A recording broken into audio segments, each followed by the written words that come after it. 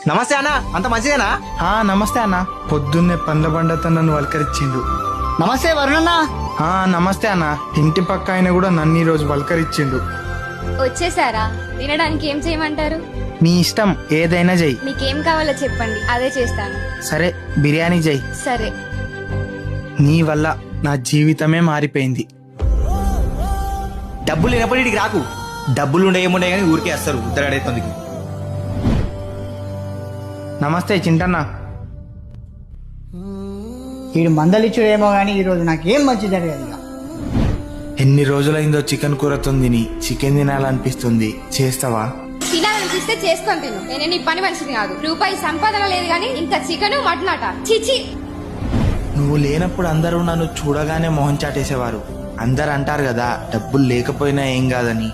కానీ నాకు మాత్రం నువ్వొచ్చాకే నా జీవితం మారిపోయింది.